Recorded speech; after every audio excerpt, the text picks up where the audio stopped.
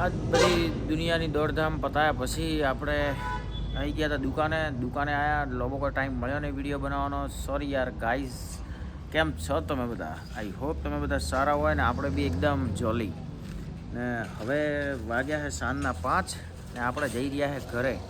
સવારમાં એક ગાડી આવી હતી બોલેરો, જો એનું બધું કામકાજ પતાવ્યું, એને ગાડીને મોકલી આલી ને એના પછી આપણે એક આવી હતી ગાડી કે જેના ઉપર પાણીના છાર લાગી ગયો હતો. જે આપણું ખારું પાણી આવે ને એનો છાર લાગ્યો હતો, એના લીધે બધું ટંટો હતો. એ બધાનું કસ્ટમરને સેટિસ્ફાઈ કરીને મોકલી આપ્યા. અને એના પછી હવે આપણે જઈ રહ્યા છે બજારમાં ગયા પછી આપણે જઈશું ઘરે અને ઘરનાને થોડીક મદદ કરાવશું. એ રીતેનો રહેશે આજનો બધો પ્રોગ્રામ. જો લોબુ કોઈ ખાસ હશે નહીં, પણ જોવાનું ભૂલતા નહીં. એ રીતેનું છે બધું. લો ખડા તો જઈએ આપણે. ને આ ગાડી હજી ધૂળ ખાય છે, કેમ કે અમારા પાસે યાર થોડોક ટાઈમ ઓછો હતો. અમે આને ચાલુ કરવા જઈએ એટલે બીજા આવી જાય છે. એ રીતેનું બધું ટંટો છે, પણ આને જલ્દી પતાવશું. આજકાલમાં પતાવીને પૂરું કરવું છે, કેમ કે લગ્નગાળાની સિઝન છે. અમારે લગ્નોમાં જવાનું થાય છે, પાછા આવીએ છે ને ગરમી એવી પડે છે કે બપોર પછી કોઈ પૂછતું નહીં.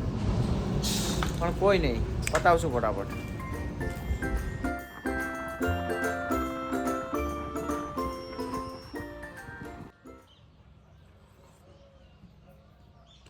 ચા બા પીને થઈ ગયું હે. ફાઇનલી આપણે આવી ગયા હે ઘરે. વાગ્યા હે 6:30.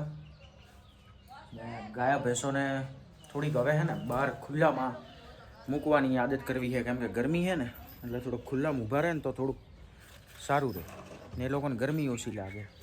જોકે એક બેને તો બાંધી દીધા હે બહાર, ને એક બેને હવે આપણે બાંધીએ. હળો તો રી પાડી જે આપણે લઈને આવ્યા તે, પણ એ થોડીક હમણાં આપણાથી ગભરાય છે.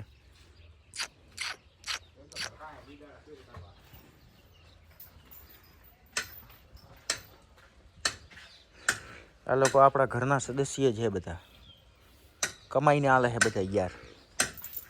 ને હા, આ લાખ રૂપિયાની થશે પાડી. હા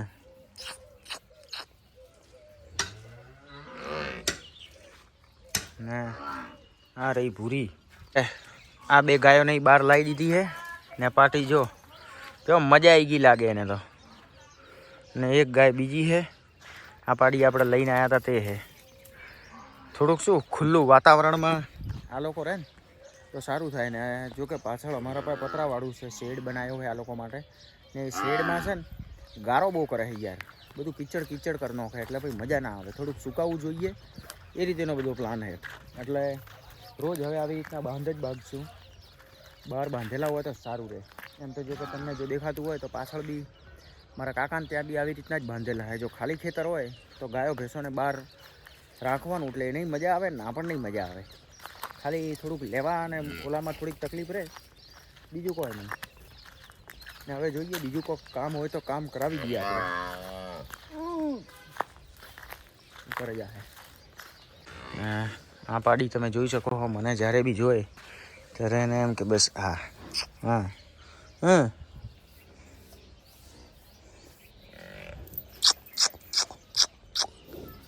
બસ કે રમો મારા હાથે.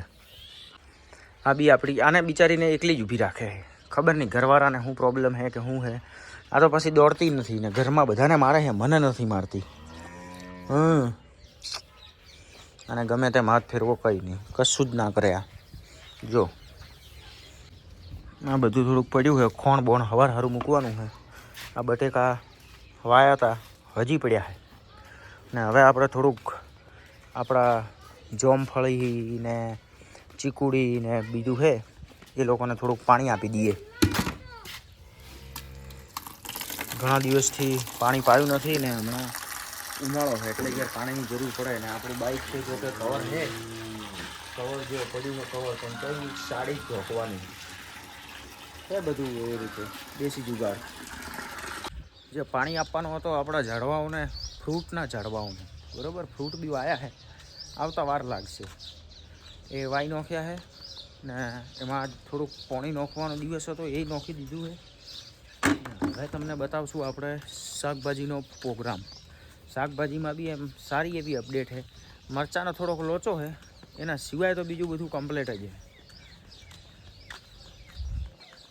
પાછું એક વખત સવારના તો દવાને એવું થોડુંક છાંટેલું જ હતું, પણ તોય પાછું એક વખત જોઈ લઈએ કે કેવી રીતના છે ને શું છે. હળો તમને બતાવું. આ હે આપણા મરચાં.